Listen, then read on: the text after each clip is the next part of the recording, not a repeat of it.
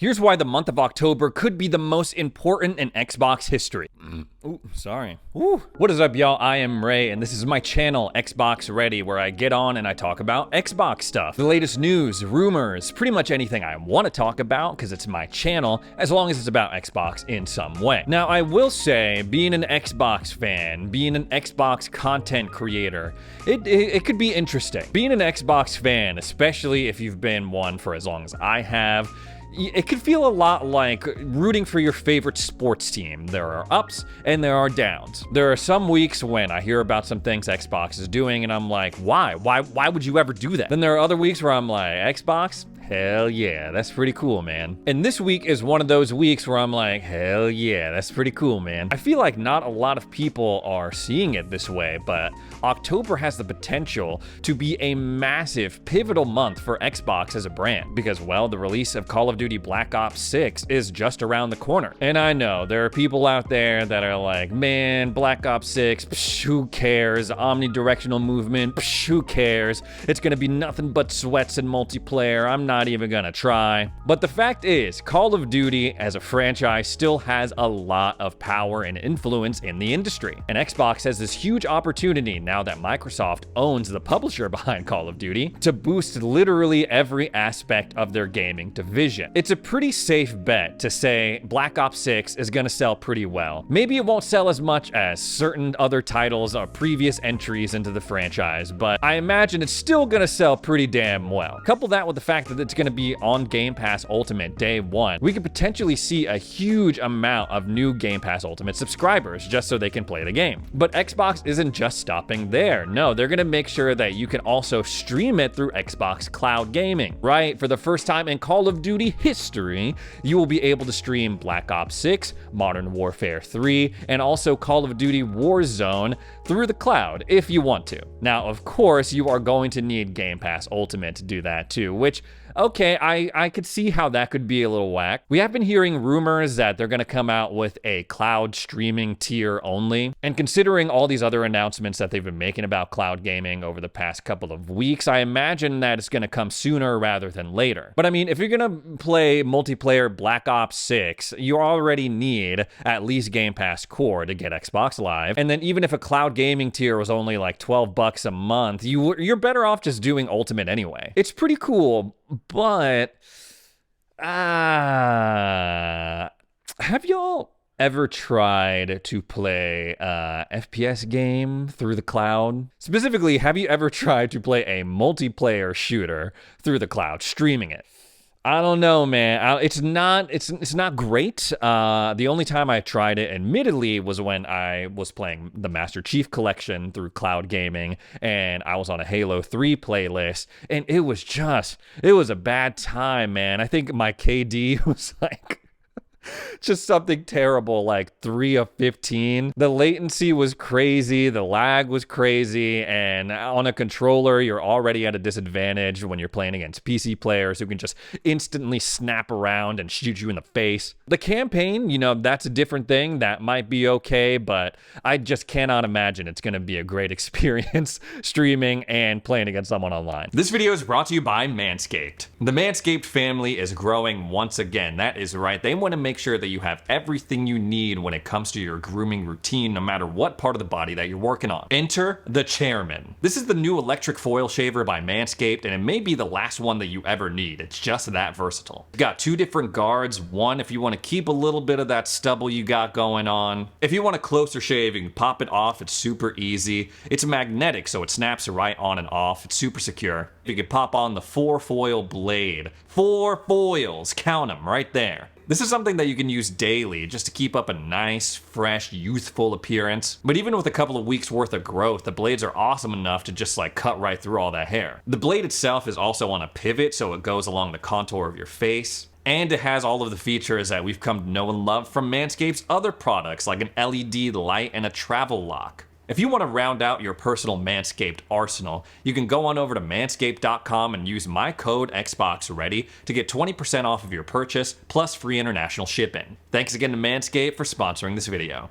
Cloud gaming is a cool idea. The major issues for Xbox specifically with their streaming are visual quality and latency. Whereas other companies like GeForce Now offer 4K streaming, Xbox cloud gaming is capped at 1080p, which in a lot of cases when you're using cloud gaming should be fine. But as Digital Foundry brought up not too long ago in one of their videos, the bitrate for Xbox cloud gaming is really low. But according to Tom Warren over at The Verge, Microsoft is taking steps specifically to address the bitrate issue, hopefully improving their visuals and the process. He did stipulate, though, that there were no plans to improve the 1080p resolution, and that in order to address the latency issues, they would probably have to just redo the entire server hardware situation, which doesn't sound like it's going to happen anytime soon. But apparently they are still working on a direct-to-cloud controller to cut down on the controller latency input specifically. The controller lag was an issue that I initially had with my Amazon Fire Stick. It has since gotten better over time. I can't explain why, it just has. So to Xbox's credit, it seems like they're aware of the issues with their streaming service and that they're taking steps to work on it to improve the experience. They went a little bit quiet on that front for a little bit. After that whole debacle with the CMA blocking the Activision Blizzard deal, it almost kind of seemed like they forgot about cloud gaming entirely, but it seems like they're getting serious about it again. And if in the next couple of months they see like a decent amount of engagement in terms of people streaming Call of Duty through Xbox cloud gaming, you better believe that is going to light a fire under their ass to improve cloud gaming so more people can play Call of Duty. Overall, I think this is good news. I was kind of questioning whether or not you would be able to stream Call of Duty through Game Pass Ultimate, because I know the cloud streaming rights for Call of Duty specifically,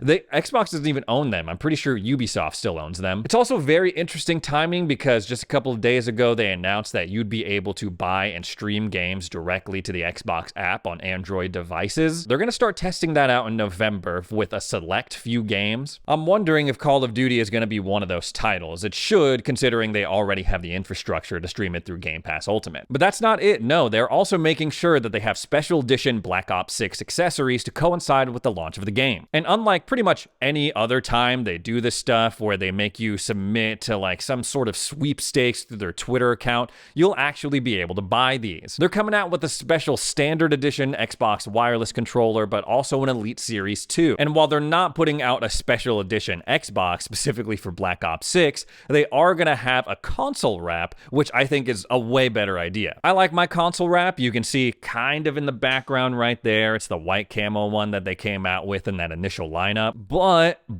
I will admit, it is a little bit on the pricier side. It's just north of $50 if you are here in the United States. Even so, still a hell of a lot cheaper than if they came out with a full-fledged special edition Black Ops 6 Xbox. This is something that they need to do for every first-party game that comes out. I know Call of Duty is their little darling now, their little cash cow, but when Fable comes out, they should do the same thing. Gears of War E-Day, same thing. Next Halo game, same. Every first-party game, they gotta do this. Elsewhere, people are a little bit mad because, well, Xbox pulled the $1 Game Pass sign-up deal that they usually have in preparation for the launch of this game. This is one of those things that it's just not news to me, man. Like, of course they would do this. Here, this company has a game they know people are gonna want to play. Whether they buy it, whether they sign up for Game Pass, especially knowing that they're gonna put it on Game Pass, why would they just let people sign up for $1 and then dip out after they've played enough Call of Duty? Duh, of course they would do that. And it's not surprising either because they did the same exact thing before they released Starfield. This is just one of those situations where you can't really please everyone. I've seen people criticize Xbox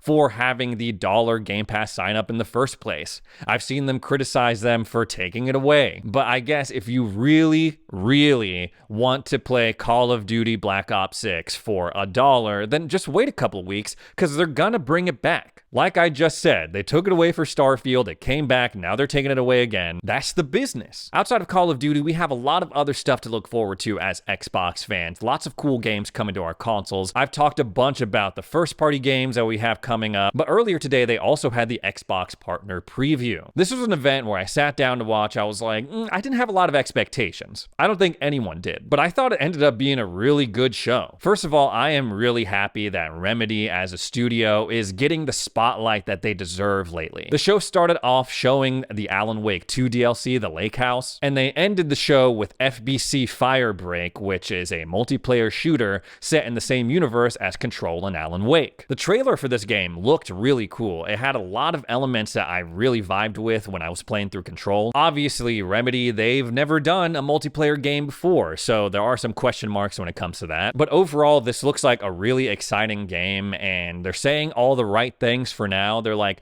it's not really a games of a service, but we will dump content. It's more like a session shooter. You don't have to be constantly logging in and playing every day to keep up with your battle pass or whatever. I'm glad that studios and publishers, well, they seem to be kind of catching on that games as a service, live service games, we don't want that. It has like a negative connotation now. But I'm hoping we're moving away from that era where every single multiplayer game especially is going to have some sort of battle pass, live service, microtransaction aspect. I also learned during this partner preview that I don't know what is the Like a Dragon Yakuza franchise about, man? Because the game that I thought it was about like gang stuff, like just Yakuza stuff.